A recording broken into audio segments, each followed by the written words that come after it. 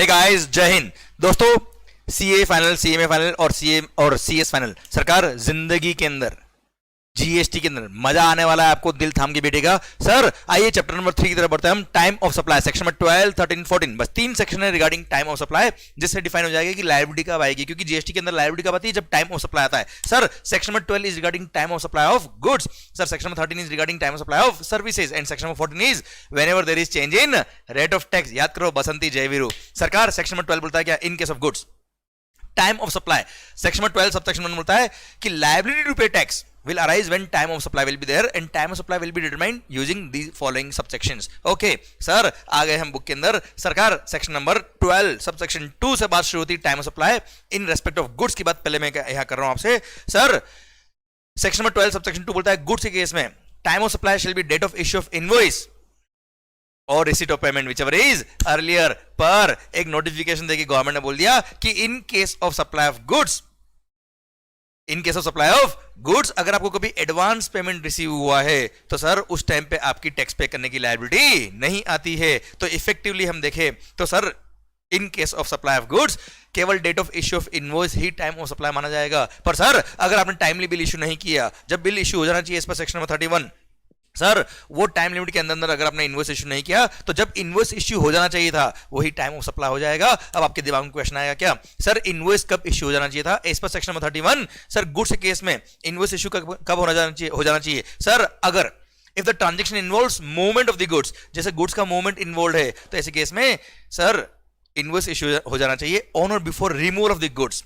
Sir and अगर transaction does not involve movement of the goods तो ऐसे case में when the goods were made available to the customer, जब goods मैंने customer को available करा दिए, जब उसको डिलीवर कर दिए एक तरह से, वो दिन या उससे पहले मेरा इनवॉइस इश्यू हो जाना चाहिए। एंड ध्यान दीजिएगा बेटा, इन case of continuous supply of goods, अगर आप किसी पाइपलाइन के थ्रू, वायर के थ्रू या किसी और मीडियम के थ्रू गुड्स कंटिन्यूसली सप्लाई कर रहे हो तो ऐसे केस में क्या होता है, सप्लायर और रेसिपिएंट के बीच में एक एग्रीमेंट होता है कि पीरियडिकली या तो सप्लायर उसको एक स्टेटमेंट ऑफ अकाउंट इश्यू करेगा या पीरियडिकली रेसिपिएंट सप्लायर को पेमेंट करेगा। सर तो सर इधर issue of statement of account by the supplier और इधर making payment by the recipient to the supplier. Sir आपको क्या करना पड़ेगा, सप्लायर को क्या करना पड़ेगा, उतने अमाउंट का जितना अमाउंट रिसीव हुआ है या जितने अमाउंट का स्टेटमेंट ऑफ अकाउंट इश्यू किया उस टाइम पे उतने अमाउंट का इनवॉइस इश्यू करना पड़ेगा and that date time of supply हो जाएगी। उस दिन अगर इनवॉइस इश्यू कर दिया तो वो टाइम ऑफ सप्लाई नहीं किया, उससे पहले कर दिया तो ठीक है, जिस दिन इनवॉइस इश्यू किया वो नहीं किया आपने टाइमली इश्यू, तो सर जिस दिन इनवॉइस इश्यू होना चाहिए वही क्या हो जाएगा, time of supply of goods. और हाँ, इन केस अगर आपने कोई गुड्स सर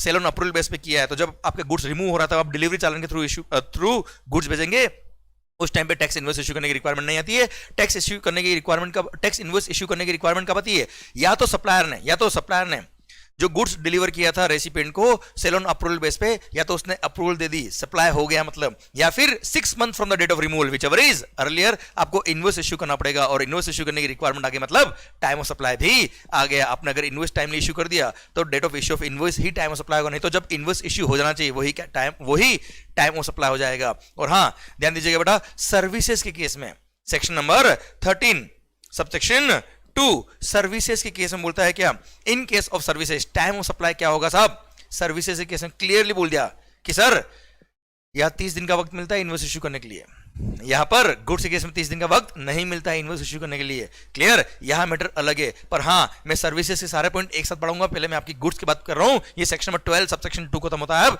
जो नॉर्मल कोर्स में फॉरवर्ड चार्ज मैकेनिज्म में नॉर्मली जो सप्लायर की लायबिलिटी आती है टैक्स पे करने के लिए, उसमें टाइम ऑफ सप्लाई क्या होगा इसके बारे में हमने बात कर ली। बस simply date of issue of invoice, और अगर इनवॉइस टाइमली इश्यू नहीं किया तो जिस दिन इनवॉइस इश्यू हो जाना चाहिए वही टाइम ऑफ सप्लाई हो जाएगा। सर ध्यान दीजिएगा, यहाँ 30 दिन का वक्त नहीं मिलता है इन case of goods. Clear sir, reverse charge mechanism RCM, reverse charge mechanism में अगर रेसिपिएंट खुद लायबल है टैक्स पे करने के लिए तो रेसिपिएंट पर लायबिलिटी कब आएगी, सेक्शन नंबर 12 सबसेक्शन 3 बोलता है क्या, सर या तो उसको गुड्स रिसीव हो गया, या फिर उसने सप्लायर को पेमेंट कर दिया, या फिर 31st day from the date of issue of invoice और any other document in lieu of invoice by the supplier whichever is earliest is the time of supply. अच्छा, date of making payment to the supplier, ये कब मानेंगे कि payment कर दिया है, तो सर रेसिपिएंट ने जब सप्लायर को पेमेंट किया कब मानेंगे, या तो उसने अपने बुक्स ऑफ अकाउंट्स में एंट्री कर दी रिगार्डिंग पेमेंट, या फिर उसके बैंक अकाउंट से पेमेंट क्रेडिट हो चुका है, बैंक अकाउंट से पैसा कट गया व्हिचएवर इज अर्लियर, वो date of making payment to the supplier हो जाएगा। सर क्लियर, वो दिन या date of actual receipt of the goods, या फिर 31st day from the date of issue of invoice whichever is earliest is the time of supply. और हाँ अगर इन तीनों पैरामीटर से टाइम ऑफ सप्लाई डिटरमाइन नहीं हो रहा है तो रेसिपिएंट ने उन गुड्स का अपनी बुक्स ऑफ अकाउंट्स में जब एंट्री किया होगा, गुड्स जब रिसीव हुआ होगा उसको उसने जब एंट्री किया होगा अपनी बुक्स ऑफ अकाउंट्स में, वही डेट क्या टाइम ऑफ सप्लाई मान लिया जाएगा सेक्शन नंबर 12 सबसेक्शन 3 के according. Clear, done. Section number 12 subsection 4, sir in case of vouchers, in case of vouchers और कूपन्स, ध्यान दीजिएगा बेटा, if supply is identifiable at the time of issue of voucher, तो जब आपने वाउचर इश्यू किया वही क्या हो जाएगा time of supply. And if supply is not identifiable at the time of issue voucher, तो जब वाउचर आप रिडीम कराएंगे, date of redemption of the voucher is the time of supply. Sir example, sir Big Bazaar का voucher अगर लिया, big बाजार वैसे बंद हो गया पर हाँ किसी भी, सर आप इस तरह के बिग बाजार टाइप मार्केट की बात कर लीजिए, उसका वाउचर दिया जहां पे सप्लाई आइडेंटिफाइबल नहीं है, आप 200 रुपए का वाउचर मिला, आपकी मर्जी हो परचेज कर सकते हो, तो सप्लाई इज नॉट आइडेंटिफाइबल। तो ऐसे केस में सर जिस दिन आप एक्चुअली उस वाउचर को रिडीम कराएंगे वो टाइम ऑफ सप्लाई का, रिडीम नहीं करा तो टाइम ऑफ सप्लाई भी नहीं आएगा। क्लियर। और अगर सप्लाई आइडेंटिफाइबल है कि सर डायमंड की ज्वेलरी आपको मिलने वाला है इस वाउचर के अगेंस्ट, 500 रुपए का वाउचर है, सप्लाई आइडेंटिफाइबल है eight the time of issue voucher, तो जब वाउचर इश्यू किया वही टाइम ऑफ सप्लाई हो जाएगा। सर सेक्शन नंबर 12 सबसेक्शन 5 बोलता है क्या रेसिडुअल प्रोविजन, रेसिडुअल प्रोविजन बोलता है क्या अगर सबसेक्शन 2, 3, 4 से आपका टाइम ऑफ सप्लाई डिटरमाइन नहीं हो रहा है तो ऐसे केस में सर अगर रिटर्न फाइल करने की रिक्वायरमेंट है तो due date of filing return is the time of supply, और अगर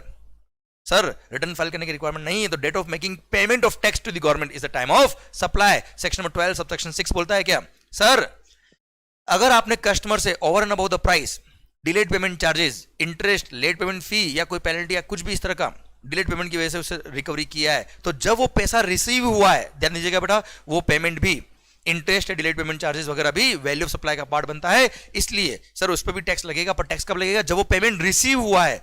sir when such delayed making charges, delayed payment charges या इंटरेस्ट एटसेट्रा रिसीव होता है वो दिन टाइम ऑफ सप्लाई होगा in respect of such amount received. Clear, done. Sir ये था क्या time of supply for goods, ये था सेक्शन नंबर 12 सबसेक्शन 1 से लेकर सबसेक्शन 6 तक। सबसेक्शन 1 तक जनरल था, बाकी सबसेक्शन 2 से मेन बात शुरू हुई थी। सर ये हो गया क्या गुड्स के रिगार्डिंग टाइम ऑफ सप्लाई। ध्यान दीजिएगा बेटा section number 13 time of supply for services, in case of services, दिल थाम के सुनिएगा, सेक्शन नंबर 13 सबसेक्शन 2 बोलता है कि अच्छा सेक्शन नंबर 13 सबसेक्शन 1 वो जनरल सेक्शन कि sir time of supply sir जिस दिन आएगा उस दिन लायबिलिटी क्रिएट हो जाएगी टैक्स पे करने के लिए और टाइम ऑफ सप्लाई निकलेगा according to following subsection. Subsection 2 सबसे इंपॉर्टेंट, सबसे बड़ा, सबसे अच्छा ये बोलता है क्या sir in case of forward charge, normal course of business में टाइम ऑफ सप्लाई सप्लायर के लिए क्या होगा date of issue of invoice और receipt of payment whichever is earlier is the time of supply. Sir I repeat, date of issue of invoice और receipt of payment whichever is earlier is the time of supply. पर अगर आपने timely bill issue नहीं किया तो ऐसे case में date of completion of service और date of provision of service, जब आपने सर्विसेज प्रोवाइड करी वो दिन, या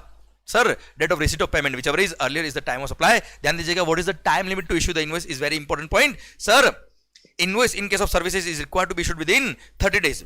It is required to be issued within 30 days from the date of service of the from the date of provision of services, from the date of completion of service। 30 दिन के अंदर आपको invoice issue करना पड़ेगा। पर इन case of insurance company, banking company, financial institution including NBFC 45 days का time दिया है साहब इनवॉइस इश्यू करने के लिए। और हाँ, in case of continuous supply of service, in case of continuous supply of service invoice कब इश्यू करना होता है, क्योंकि जब इनवॉइस इश्यू करना होता है वही से उसके अकॉर्डिंग ही टाइम सप्लाई डिटरमाइन होता है। तो सर याद ध्यान रखना 30 दिन का वक्त नहीं मिलता है। कंटिन्यूअस सप्लाई सर्विस किसको बोलेंगे? Any service which is provided continuously और कॉन्करेंटली और recurrently for a continuous period exceeding 3 months is called continuous supply service. अब सर ऐसे केस में sir date of issue of invoice, किस दिन इनवॉइस इश्यू करना होगा उसके लिए बोला है क्या, इट डिपेंड्स। अगर रेसिपिएंट पर पेमेंट करने की लायबिलिटी आती है to the supplier on the happening of a particular event, जैसे कंस्ट्रक्शन के केस में 10% बिल्डिंग कंप्लीट, या 3 स्लैब डल गए तो आपको इतना पैसा पे करना है, 5 स्लैब डल गए तो आपको इतना पैसा पे करना है। तो जिस दिन वो इवेंट कंप्लीट हुआ है, जिस दिन वो इवेंट कंप्लीट हुआ है उस दिन या उससे पहले पहले इनवॉइस इश्यू करना पड़ेगा। 30 दिन का वक्त नहीं मिलता। क्लियर। सेकंड, अगर मान लो कोई इवेंट ऐसा फिक्स नहीं है पर sir due date of making payment fix है, तो जिस दिन वो ड्यू डेट आती है उस दिन या उससे पहले पहले इनवॉइस इश्यू करना पड़ेगा उतने अमाउंट के लिए जितने अमाउंट का ड्यू हो रहा है payment. Sir and in any other case, मान लो ड्यू डेट भी फिक्स नहीं है और कोई ऐसा इवेंट भी फिक्स नहीं है जब रेसिपिएंट पर पेमेंट की लायबिलिटी आती है, तो ऐसे केस में जब रेसिपिएंट सप्लायर को पे करेगा तब उतने अमाउंट का रेसिपिएंट को उस दिन या उससे पहले इनवॉइस इश्यू करना पड़ेगा। अब सर इसने इनवॉइस अगर इश्यू कर दिया टाइमली तो date of issue of invoice और receipt of payment whichever is earlier is the time of supply. अगर इसने टाइमली बिल इश्यू नहीं किया, ध्यान दीजिएगा 30 दिन का वक्त नहीं मिलता है यहाँ पे, तो इस केस में date of completion of service और receipt of payment whichever is earlier is the time of supply. और in case of continuous supply service date of completion service कब मानेंगे? हर वो इवेंट जिसके होने पर रेसिपिएंट पे पेमेंट की लायबिलिटी आ रही है, due date of making payment हो रहा है, या जब पेमेंट आ रहा है उतने अमाउंट की सर्विस कंप्लीट होगी, मान लिया जाएगा कंटिन्यूअस सप्लाई सर्विस के केस में। क्लियर। और उस दिन या receipt of payment whichever is earlier is the time of supply in case of continuous supply of service. और हाँ ध्यान दीजिएगा बेटा, इन केस ऑफ सर्विसेज अगर कोई कॉन्ट्रैक्ट पहले ही टर्मिनेट हो गया before the completion of the entire service, तो जिस दिन कॉन्ट्रैक्ट टर्मिनेट हुआ है उस दिन जितनी सर्विसेज कंप्लीट हो चुकी है उतने अमाउंट का आपको इनवॉइस इश्यू करना पड़ेगा और उतने अमाउंट पर आपकी लायबिलिटी आ जाएगी as per time of supply. Clear? एक और बात कही है, इन case of insurance company, banking company, financial institution including NBFCs और टेलीकॉम कंपनीज या नोटिफाइड सर्विस सप्लायर्स, इन्होंने बोल दिया है कि अगर आप अपने ही डिस्टिंक्ट पर्सन को सर्विसेज दे रहे हो, अगर आप अपने ही डिस्टिंक्ट पर्सन को सेम पेन नंबर पे अगर आप सर्विसेज दे रहे हो, तो ऐसे केस में जब वो ट्रांजेक्शन आप बुक्स ऑफ अकाउंट्स में रिकॉर्ड कर रहे हो वो दिन या जिस क्वार्टर में आपने वो सर्विसेज दी है वो क्वार्टर खत्म होने से पहले पहले आप इनवॉइस इश्यू कर देना, हमें कोई दिक्कत नहीं है और उसके अकॉर्डिंग टाइम ऑफ सप्लाई आएगा बेटा। क्लियर? तो ये एडिशनल फैसिलिटी दे रखी है इन case of insurance company, banking company, financial institution, telecom companies वगैरह को बेटा।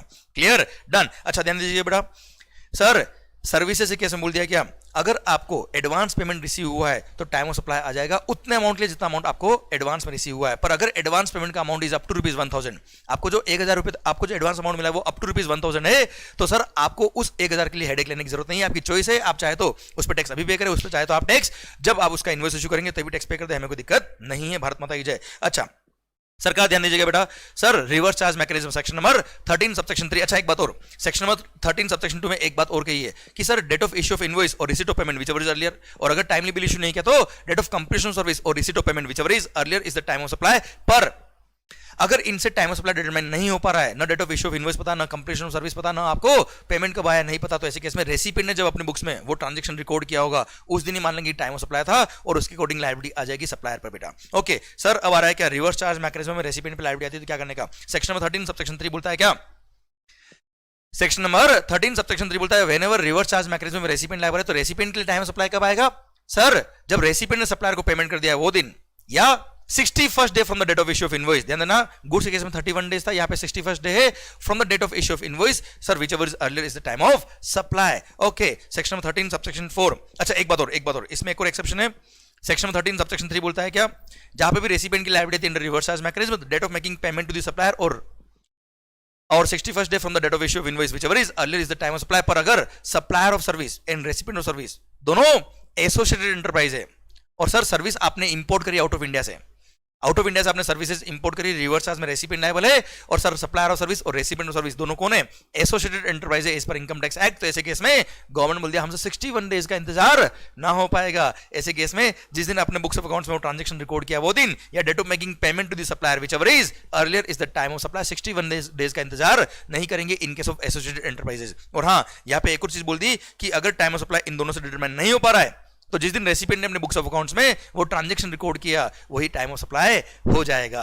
क्लियर? जो सेम पॉइंट यहां पे था गुड्स के लिए भी बेटा, हाँ है ना भाई। Done. Section number 13 subsection 4 is same जो सेक्शन नंबर 12 सबसेक्शन 4 था वाउचर के केस में। अच्छा सर्विसेज का वाउचर दिया, सप्लाई आइडेंटिफाइबल है तो डेट ऑफ इश्यू वाउचर ही टाइम ऑफ सप्लाई हो जाएगा। But if supply is not identifiable at the time of issue voucher तो जब वाउचर आप रिडीम कराओगे वो दिन टाइम ऑफ सप्लाई आएगा। इन केस ऑफ सर्विसेज अगर सबसेक्शन 2, 3 और 4 से आपका आंसर नहीं आ रहा है तो रेसिडुअल प्रोविजन बोलता है क्या, सेम प्रोविजन कि अगर रेसिपिएंट को अगर सप्लायर को रिटर्न फाइल करने की रिक्वायरमेंट आती है तो due date of filing return is the time of supply, नहीं तो date of making payment of GST to the government is the time of supply. Section number 13 subsection 6 same जो 12(6) में था, अगर रेसिपिएंट ऑफ सर्विस आपको fees pay करने में late करता है, डिलेड पेमेंट चार्जेस आपने ले लिए, लेट पेमेंट फीस आपने ले लिया, इंटरेस्ट ले लिया बाय व्हाटएवर नेम कॉल्ड, तो ऐसे केस में वो भी वैल्यू का पार्ट बनता है और उस अमाउंट के लिए टाइम ऑफ सप्लाई कब आएगा, जब वो अमाउंट रिसीव होता है आपको, वो अमाउंट रिसीव नहीं हुआ तो टाइम ऑफ सप्लाई भी नहीं आएगा, जितना अमाउंट आएगा उतने के लिए टाइम ऑफ सप्लाई आ जाएगा जिस दिन वो पेमेंट रिसीव हुआ उस दिन।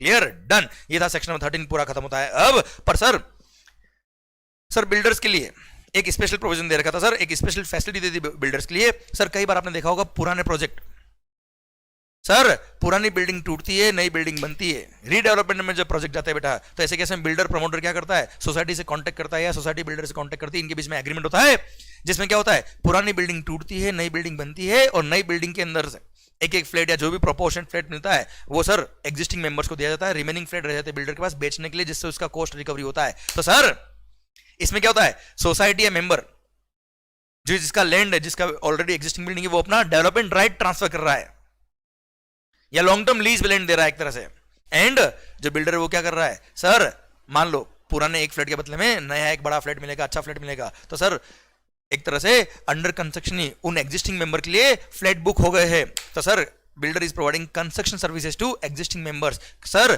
पुराने घर टूट रहे हैं नए घर बन रहे हैं, पुराने दिल टूट रहे हैं नए दिल जुड़ रहे हैं, तो सर ऐसे केस में टाइम ऑफ सप्लाई क्या होगा, पहली बात तो ये जो पर्सन सोसाइटी या मेंबर जो डेवलपमेंट राइट ट्रांसफर कर रहा है फ्लोर स्पेस इंडेक्स ट्रांसफर कर रहा है, या additional floor space index transfer कर रहा है, या लॉन्ग टर्म लीज पे लैंड दे रहा है, वो भी तो सप्लाई ऑफ सर्विस कर रहा है.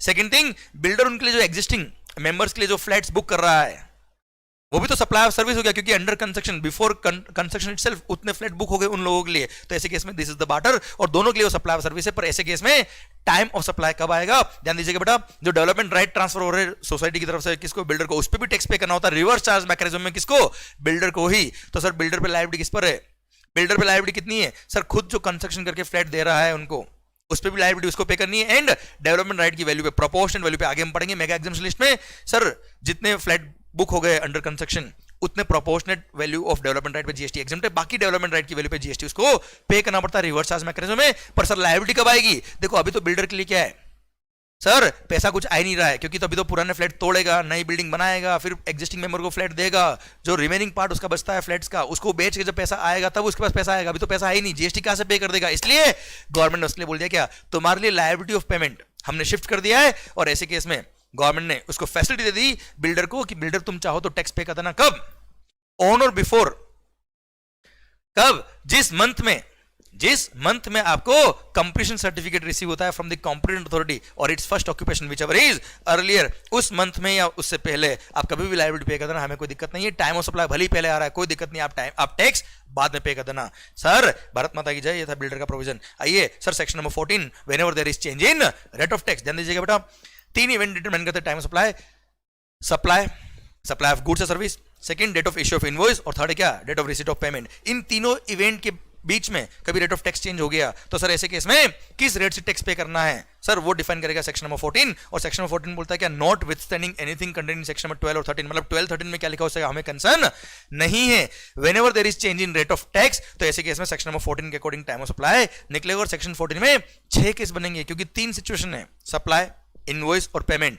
इनमें 6 सिचुएशन बनेगी और सर 6 कॉम्बिनेशन बनेंगे. सर सरकार 3 इवेंट्स है, 3 into 2, n into n-1 permutation combination. CPT याद आया होगा आपको सर याद मत दिलाओ सीपीटी. सर मैथ्स कैसे पास हुआ हमारा दिल जानता है साहब. Sir 3 into 2 6, okay, n into n-1 3 into 2 6, तो 6 कॉम्बिनेशन बनेंगे. और यहाँ पे 6 कॉम्बिनेशन को याद करना बड़ा डिफिकल्ट होता है, इसलिए मैंने यहाँ पर आपको बॉक्सेस दे रखे. और सर मैंने आपको पढ़ाया था लेक्चर के अंदर, क्या इसको मान लीजिएगा बसंती, ये हमारे जय, सॉरी, और ये भाई साहब वीरू. सर सप्लाई को मान लीजिए क्या बसंती, इनवॉइस को मान लीजिए जय, पेमेंट को मान लीजिए वीरू. अच्छा, इनवॉइस को जय मानना है, वीरू मानना है, कुछ भी मानने कोई दिक्कत नहीं है. पेमेंट को जय मानना, वीरू मानना कोई दिक्कत नहीं है. बस सप्लाई को क्या मान लेना बेटा, बसंती. क्लियर. अब सर देख लीजिएगा आपका केस का फॉलो करता है. यहां पे ध्यान देना, before change in rate of tax और after change in rate of tax. Sir goods या सर्विसेज सप्लाई करी before change in rate of tax, yes. Clear. Sir अगर आपने सर्विसेज पहले ही कंप्लीट कर दी पर इनवॉइस भी बाद में इश्यू किया, पेमेंट भी बाद में रिसीव हुआ, तो ऐसे केस में इनवॉइस और payment whichever is earlier is the time of supply. अगर आपने सर्विसेज कंप्लीट पहले कर ली, इनवॉइस भी पहले इशू कर दिया, पर पेमेंट बाद में आया, कोई दिक्कत नहीं साहब. जिस दिन आपने इनवॉइस इशू किया वो टाइम ऑफ सप्लाई होगा. सर जिस दिन अगर मान लो सर्विसेज पहले कंप्लीट हो गई, पेमेंट भी पहले आ गया, पर इनवॉइस बाद में इशू किया, हमें उससे कोई कंसर्न नहीं है. जिस दिन पेमेंट रिसीव हुआ है that is the time of supply. Sir अब मैंने 3 केस बनाए, कौन से, सर्विसेज कंप्लीट हुई है after change in rate of tax, yes, services बाद में कंप्लीट हुई है, पर इनवॉइस भी पहले इशू कर दिया, पेमेंट भी पहले इशू कर दिया, पेमेंट भी पहले रिसीव हो गया, तो ऐसे केस में whichever is earlier, date of issue of invoice और receipt of payment whichever is earlier, मतलब जो पहले चेंज होने से पहले जो रेट होगी वो लगेगी साहब. क्लियर. सर सर्विसेज बाद में कंप्लीट हुई है, इनवॉइस भी बाद में इशू किया, पर पेमेंट एडवांस में आ गया, पर उस पेमेंट जो एडवांस में आया उससे भी हमें कंसर्न नहीं है, क्योंकि notwithstanding anything content in section number 12 और 13, सरकार date of receipt of date of issue of invoice ही क्या होगा, टाइम ऑफ सप्लाई होगा. एंड सर अगर इनवॉइस सर्विस कंप्लीट बाद में हुई है, पेमेंट भी आपको बाद में रिसीव हुआ है, पर आपने इनवॉइस पहले ही इशू कर दिया. अब इनवॉइस भले ही पहले इशू कर दिया, रेट चेंज होने से पहले, हमें कोई कंसर्न नहीं है. सर जिस दिन आपने पेमेंट किया है that is the date when it will be time of supply, और उस दिन जो रेट ऑफ टैक्स होगी उस रेट से टैक्स आपको पे करना पड़ेगा. क्लियर. डन. अभी 6 केस 6 आंसर बेटा, इसको याद करना बड़ी डिफिकल्ट आती है, इसलिए मैंने सिंप्लीफाई करने के लिए, सिस्टम को ईजी करने के लिए सर एक छोटा सा रास्ता निकाला कि सर इन भाई साहब को सप्लाई को हमने मान लिया क्या बसंती सर, और बाकी इनवॉइस और पेमेंट को हमने जय और वीरू. अब देखिए ध्यान से, यहाँ पे यस है, बाकी दोनों क्या है, नो है भाई. क्लियर. तो सर सिंगल है यस, मतलब बसंती अकेली, जय वीरू साथ में बेटा, तो सर जय और वीरू दोनों में जो पहले पहुंचेगा बसंती, उसकी बसंती के साथ कौन, जय, तो जय की बात माननी है। बसंती के साथ कौन, वीरू, तो वीरू की बात माननी है। बसंती अकेली, जय वीरू साथ में, दोनों में जो पहले पहुंचेगा उसकी बात माननी है। बसंती के साथ कौन, जय, जय की बात माननी है। बसंती के साथ कौन, वीरू, वीरू की बात माननी है। भारत माता की जय। और इसी के साथ ये आपका सेक्शन नंबर 14 पूरा आपका आंसर आ जाएगा, कभी गलत नहीं होगा बच्चों। सर इसी के साथ सेक्शन नंबर 14 खत्म होता है। भारत माता की जय। अच्छा सर ध्यान दीजिएगा, change in rate of tax, इसके अंदर आप टैक्स प्लानिंग भी कर सकते हो। टैक्स प्लानिंग कैसे कर सकते हो आप, सर मैंने आपको लेक्चर के अंदर डिटेल के अंदर समझाया हुआ है। ओके सर एक और बात, date of receipt of payment कब मानते हैं sir, date of receipt of payment कब मानते हैं sir, entry in the books of accounts और date of receipt, date of credit in the bank account whichever is earlier, जिस दिन bank में पैसा आया है वो दिन, या सर आपके बुक्स ऑफ अकाउंट्स में एंट्री कर दिया आपने वो दिन, whichever is earlier is the date of receipt of payment. पर कभी मान लो date of entry in the books of accounts और date of credit in the bank account, इन दोनों के बीच में कभी रेट ऑफ टैक्स चेंज हो गया, तो ऐसे केस में date of receipt of payment क्या होगा सर, वहां गवर्नमेंट ने या स्ट्रिक्टली बोल दिया है, कई बार क्या होगा लोग जानबूझ के date of entry in the books of accounts back date की डाल देंगे। बुक्स में एंट्री तो मारनी सर, और बैंक में पैसा भली बाद में आया, हाँ है ना, तो गवर्नमेंट ने यहाँ पे एक प्रोवाइजो कर दिया और बोल दिया क्या, अगर कभी date of entry in the books of accounts और date of credit in the bank account, इन दोनों के बीच में अगर रेट चेंज हुआ है, तो ऐसे केस में ध्यान दीजिएगा बेटा, अगर जिस दिन रेट ऑफ टैक्स चेंज हुआ है उसके 4 वर्किंग डे के अंदर अंदर बैंक अकाउंट में पेमेंट क्रेडिट अगर हो गया है, तो ऐसे केस में date of entry in the books of accounts और date of credit in the bank account whichever is earlier date of payment होगा। पर अगर जिस दिन रेट ऑफ टैक्स चेंज हुआ है उसके 4 वर्किंग डे के बाद में बैंक अकाउंट में पेमेंट अगर क्रेडिट हुआ है, तो जिस दिन बैंक अकाउंट में पेमेंट क्रेडिट हुआ है वही date of receipt of payment मानेंगे, भले आपने बैक डेट में बुक्स ऑफ अकाउंट्स में एंट्री कब पास करी, हमें कोई कंसर्न नहीं है। इसी के साथ भारत माता की जय, और इसी के साथ ये सेक्शन नंबर 14 भी खत्म होता है। अब सर इसी के साथ ये टाइम सप्लाई सेक्शन नंबर 12, 13, 14 पूरा भारत माता की जय। सर क्या लिखा है, दिल थाम के देख लीजिएगा। सर हिम्मत मत खोना, अभी बहुत आगे जाना है। जिन्होंने कहा था तेरे बस की नहीं, अभी उनको भी करके दिखाना है। सरकार ऑल द बेस्ट, पूरी एनर्जी लगा दो, पर खुश होकर लगाओगे तो वो एनर्जी आपको भगवान डबल करके देगा, एंड सर वो एनर्जी आपके लिए सार्थक साबित होगी और हमेशा उससे आपको सक्सेस मिलेगी। ऑल द बेस्ट, पढ़ाई करिए माहौल के साथ, पूरी एनर्जी के साथ। All the best, love you all, take care.